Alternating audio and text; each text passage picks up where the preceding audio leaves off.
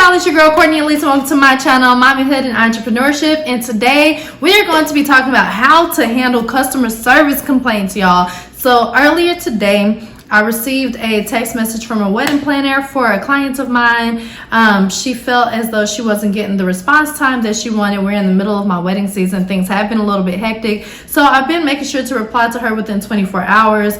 But that was still putting her on edge. So when I got the response from the wedding coordinator, I just talked to her to find out exactly what the issues were and things like that.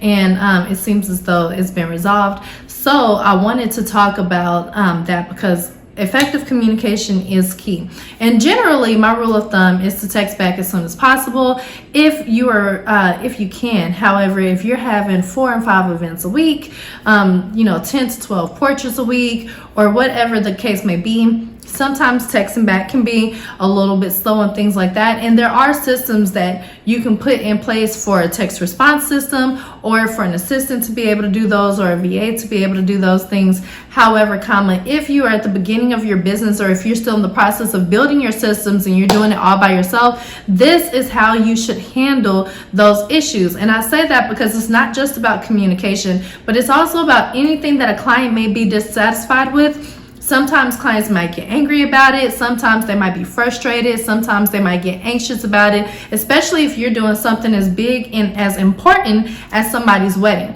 So this is how you handle customer service issues with a good attitude and get the job done, okay? So if they have an issue, to the best of your ability, these are your clients, all right? You do not need to get angry and upset with them, at least not in front of their face, at least not on the phone or whatever, which I really didn't have a reason to get upset with these clients. It was very reasonable for someone to get anxious when it has to do with their wedding, but you need to make sure that you have a good attitude and that you get the job done. Whatever it is that they have an issue with, to the best of your ability, within reason, get it done. For this particular client, there was a picture that she saw something within her gums. I think it might have been like an extra ball of saliva or something like that. Something small that I just didn't catch while trying to get her pictures out within a reasonable time so that she could get her engagement photos and bridal shower photos things sent for her invitations and all that. So I kind of got through a lot of the pictures that I thought were her favorites,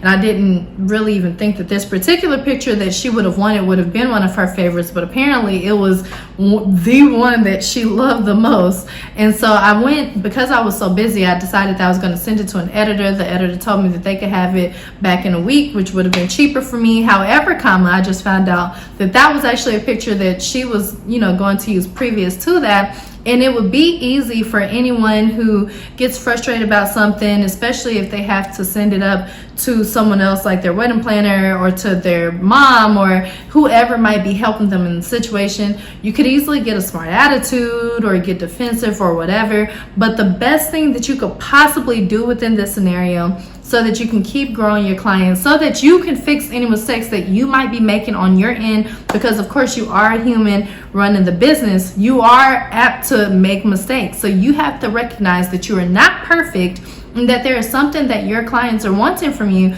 that you are not getting. And the chances are, if this client wanted that certain something and you didn't do it, then there's probably somebody else who might have been too shy to say it to you that you just didn't hear it from. So then literally have a good attitude and get the job done.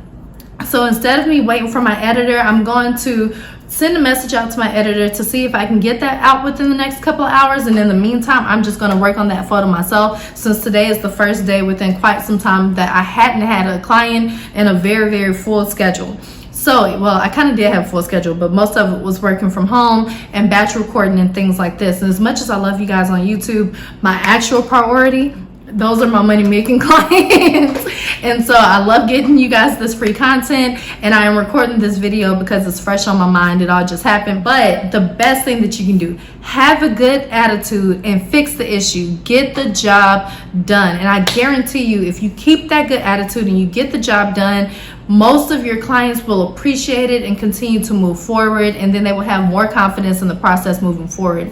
However, if you avoid communication, if you don't talk to them, or if you get an attitude or get defensive, or you don't fix the problem, more than likely they will either cancel their services with you, not recommend you to other people, or you will continue to have the exact same attitude towards other people, and you won't get return clients, you won't get new clients or new recommendations, and the new clients that you get, you're going to continue to make the same mistake, because chances are, if you have a bad attitude and you're getting defensive and you're not fixing the problem, you don't think that there's actually a problem, and you are more than likely not going to fix that problem. So have a good attitude, fix the problem, and that is the way that you are going to handle your customer service issues. I look forward to seeing you guys in the next video. Make sure you like, comment, subscribe, and share. Love you guys, and I'll see y'all in the next video. Ciao.